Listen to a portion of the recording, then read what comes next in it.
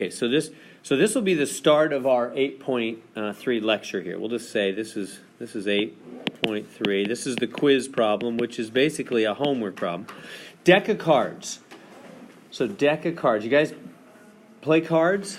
Know the deck? Some do, some don't. I grew up in my home. We played poker and all kinds of things at the kitchen table all the time. So I'm just used to it, the deck of cards. So basically, there's how many colors? Black and red. 2 colors, black and red. And in the red, there's, I'm doing it, 2 kinds of red, right? Diamonds and hearts. Diamonds and hearts. And in the black, there's clubs and spades. Yeah, so well, here, let me do it this way. So here's the kind: ace, king, queen, jack, 10, 9, 8, 7, 6, 5, 4, 3, 2. Those are the different kinds of cards, like the numbers, sort of, even though the ace, jack, queen, king aren't really numbers. And then there's hearts and diamonds and clubs. Well, in fact, you know what? Let me color code them. That'd probably be easier for you to remember. So let me do that. So we have the hearts and diamonds, which are both red.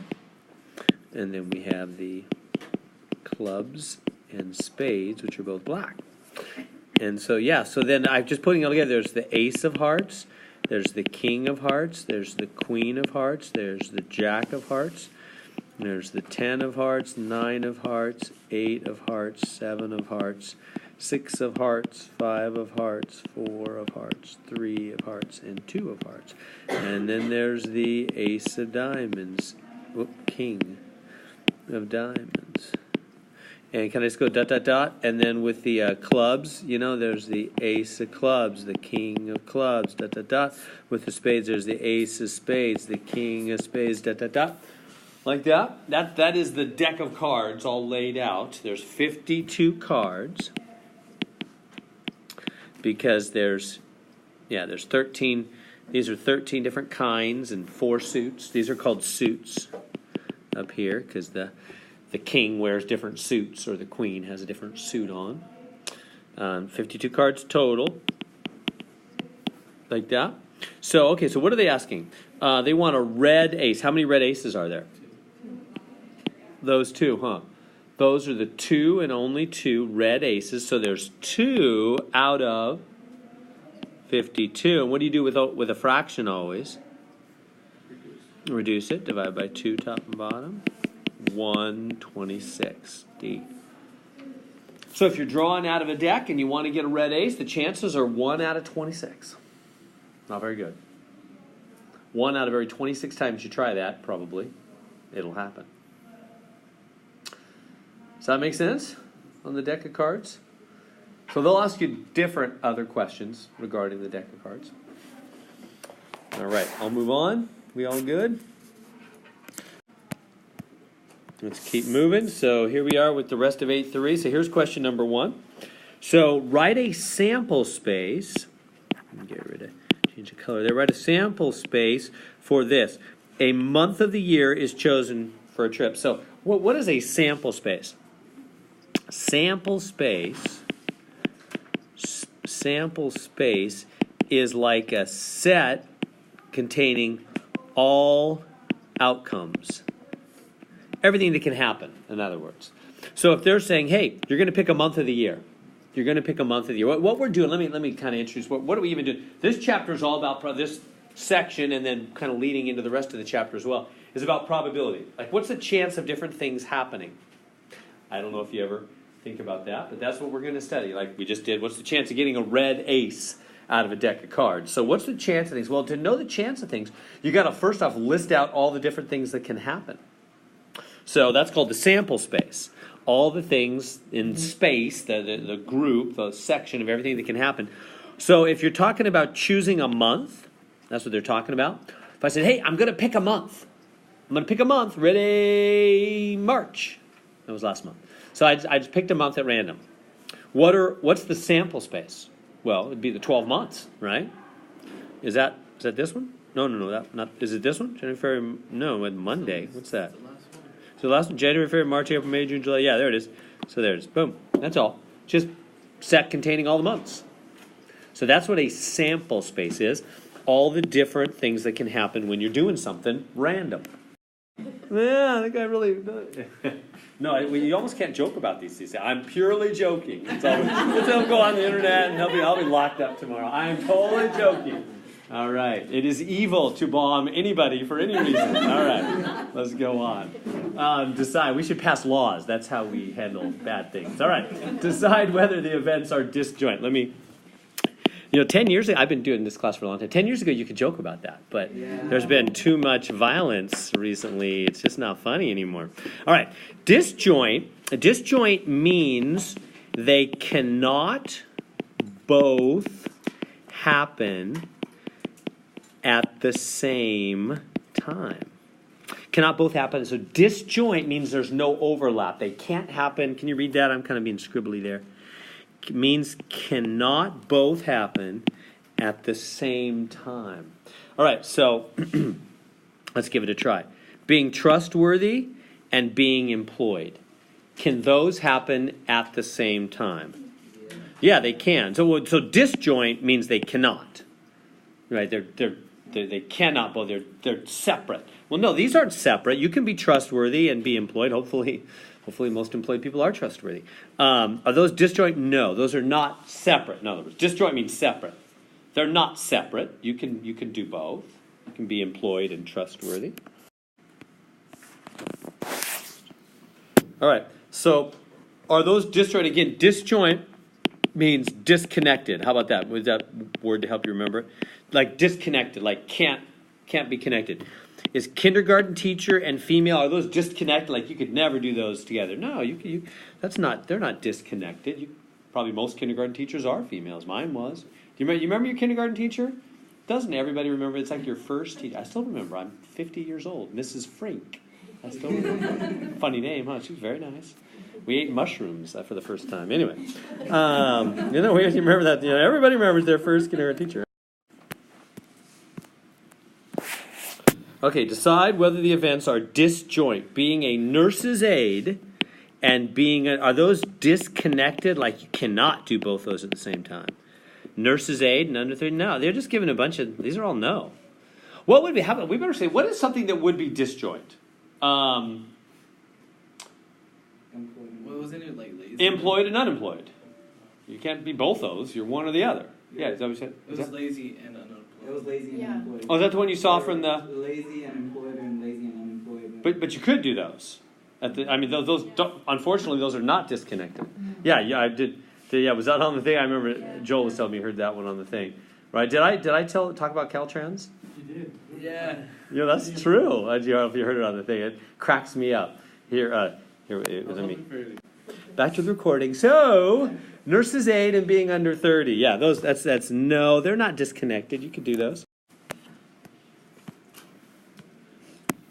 All right. Unprepared student takes a 3-question true-false quiz in which he guesses the answers to all 3 questions right and equally likely is da-da-da-da-da. What is this? Okay, so basically, that's a lot of words. Basically, somebody's taking a 3-question quiz. All right, so if you're going to take, so it's kind of like flipping a coin 3 times. It's the same thing, right? So now if you're taking a 3-question quiz, let's just say you're guessing, right? On the first question, you can get it correct or wrong. That's what C and W stand for here. Correct or wrong. On the second question, then you can get correct or wrong after having got correct or wrong the first time. So you could get correct on the first and then correct, or correct then wrong, or wrong then correct, or wrong then wrong. And then third question, it's going to look just like the flipping the coin. Instead of heads and tails, it's correct and wrong, correct and wrong, correct and wrong. There we go. Same thing, huh? So when all is said and done, here is the list of everything that can happen. All right. Now, the second question, which set shows the event exactly to correct? Well, it's this one. See how this has 2 C's, 2 C's, 2 C's? Exactly 2 correct answers. right? The first and second correct. This right here would be the first and second correct, the third wrong, the first and third correct, and the last two correct. And then the third question, only the first question wrong. So the first wrong, the other two correct. Make sense? It's just like the heads tail thing.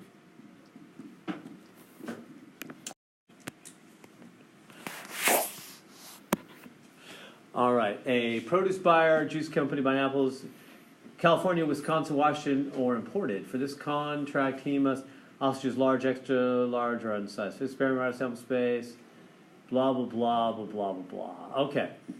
There's all the different things. So basically, you can choose California, Wisconsin, Washington, or imported. And then after that, you can choose large. Well, here, let's go. Large, extra large, or unsized. So basically, it's all the ways of putting those options together. I'm not doing that very clearly. So let's do the tree thing again. So if you're making a tree and you're going to pick an apple, it could be a California, Wisconsin, Washington, or imported. Okay. For each of those options, now for California, it could be three options, huh? Large, extra large, or unsized. For Wisconsin apples, they could be large, extra large, or unsized. For Washington apples, they can be large, extra large, or unsized. And for imported apples, they could be large, extra large, or unsized. See all the different types of apples there can be? See how I just do that with trees and branching? I just say, well, there's 4 different kinds, and for each of those, three different sizes. 4 brands, 3 sizes for each brand. How many total different apples? 4 times 3, 12. Huh? There'd be 12. You know, if you did all the ends, I don't want to take time to write them all, but this would be California large, right? This is California large. California extra large. This would be California unsized. This would be Wisconsin large. Wisconsin large, etc. There's going to be 12. So here it is. This has all those different 12 options. In the sample space, give the probability that apples selected are not imported and large. Not imported, if they're not imported and they're large, let's try to think about that for a minute. Not imported and they're large. Okay, so if they're not imported, then all these are out because they're imported, right? You with me? I'm trying to figure out what are the different ways to say, hey, I got an apple. Tell me about that apple. It's not imported and it's large. So which ones could it be? It could be the large California, it could be the large Wisconsin, or the large Washington. Those are the 3 not imported large apples. That's 3 out of how many different possibilities? 12, right? Because it was 4 times 3. It was 4 options here times 3 options there.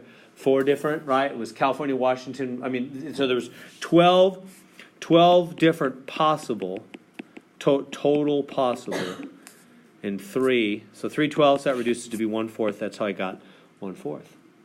So if you were to grab an apple at random and say, I sure hope I get a not imported large, your chances is 1/4. Because 3 apples out of every 12 would be that way. Assuming that these were evenly spread anyway. Does that make sense, how I came up with that? So for probability, we always put the total options on the bottom, don't we? 12 possible options. Everybody see how I'm coming up with 12 there? Because there's 4 branches on the first tree, and then each of those split off to 3, 3, 3, and 3. So 4 times 3, 12 possibilities. 3 of them are large, not imported. Good. What's the dice game in the casinos?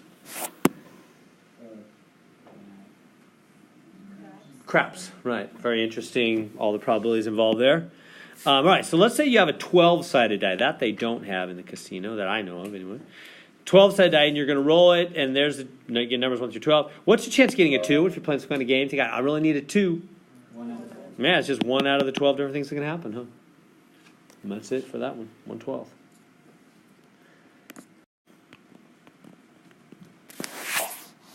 Okay, so you're gonna do a single fair die, number greater than 2. Single fair die, number greater than 2. So a single die, a die has the numbers 1 through 2. That's just the normal, 6-sided die, right? That's what they mean by just, if they don't specify, it's just a normal die. A normal die is 1 through 6, right? So if it's 1 through 6, that's the normal die, and you want a number greater than 2. Suppose you're playing some game, you think, I need a number greater than 2. What's the probability you're going to get the bottom 6, right? Because there's 6 things that can happen. How many of your numbers are greater than 2? Those 4 numbers, huh? 4, 6, then reduce the fraction, divide by 2, 2/3. Probability you're going to get a number greater than 2 is 2/3, isn't it? You're playing some kind of game, rolling a die, think I need a number greater than 2, 2/3 chance. Good questions so far.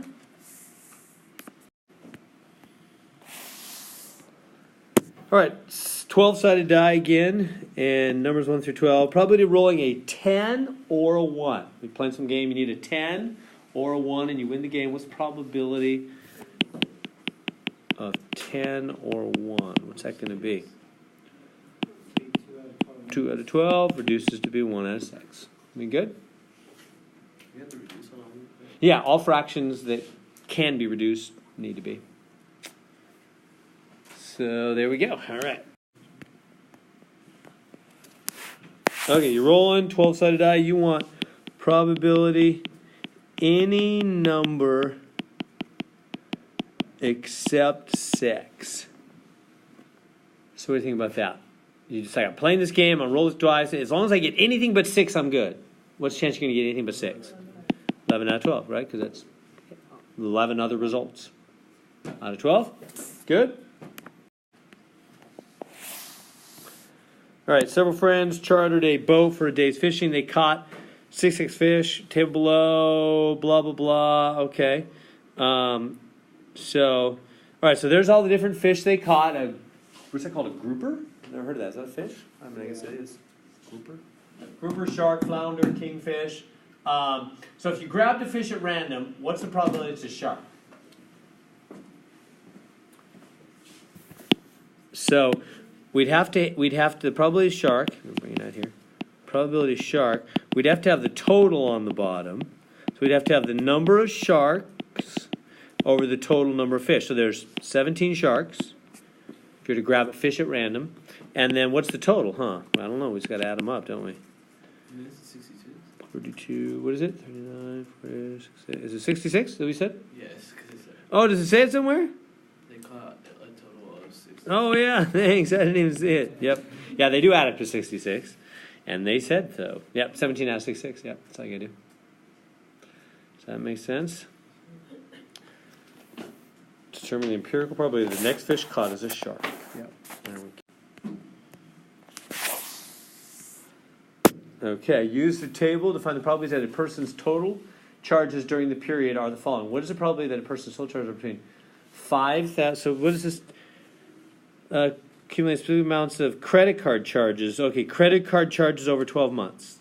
And here's the various probabilities. Okay, between 5,000 and 9,999. That's here. That's just 0.09. And just boom, I guess just grab it off the table. Less than 5,000. Okay, what are we going to do for less than 5,000 then? How are we going to do less than 5,000?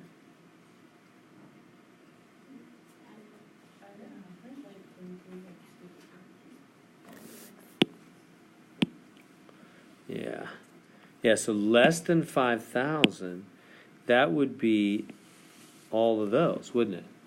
All those are less than 5,000. Does that make sense? All those are less than 5,000. So just add them up. Total will be 0.90. So I got 0.9. You don't need the extra 0 at the end. Like that. And last one, over 1999. That would just be these, huh? Just add them up. Good on that. Questions I can answer? All right, let's keep.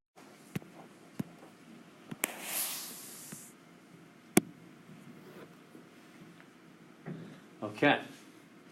Experiment, sample space, following probabilities, blah, blah, blah. Okay, so they give me this, but what is the problem? Is the probability assignment possible? Oh, okay. Yeah, what if, okay, what are they talking about? What if I said, hey guys, what if I said, is it supposed to rain this weekend? Yes and no. I'm sincere in that question, is it? We don't know. Okay, so what if I said, let me just make it smart. What if I said there's a 60% chance it's going to rain this weekend? I'm just making stuff up. And do you know what the chance it's not going to rain is? 50. Well, that's crazy. That can't be, huh? It has to be 40, doesn't it? Why? Why is that crazy what I just wrote there? Because if it goes over 100. Yeah, you can't go over 100, right? It's either going to rain or not rain, right? So, not possible, total must equal 100%, or in decimal, that's 1.0, right? Remember we do the different languages, fraction, decimal, percentage. So 1.0 decimal is the same as 100 percentage, and that's the total. It's just not possible. Well, that's what they're saying. They're saying, hey, look at these, add them up, see if they go over 1. They got to be 1.0, don't they? Or this is just not even a possible sample space. Sample space, remember what that means? All the things that can happen. So that might be, I don't know what it is, rolling a die, and you either get a 1 through 5, but that, I guess that's not enough. Whatever, something, they're doing something, and there's 5 different things that can happen, and so the probabilities have to add up to 1, don't they? If that's really the sample space, everything that can happen, then the total has to be 1. So just check them. I don't even know. 0.23, what's that? 0.30, that'd be 0.50. Oh yeah, I think it works. I think it's 1.0, so it's good. It's possible, and then it's okay, because it's 1.0. So it's okay. So that's all they're saying. Just check, hey, they have to add up to 1.0. Can't be at more than 1 or less than 1. Are fractions your favorites? So same thing. They want you to take 1/3, 1/4, 1/6, 1/7, and 1/32 and add them up and see if it comes out to be 1. Oh, is that 12? I don't know why I saw 30. I'm just not seeing it very well. That's 12, huh?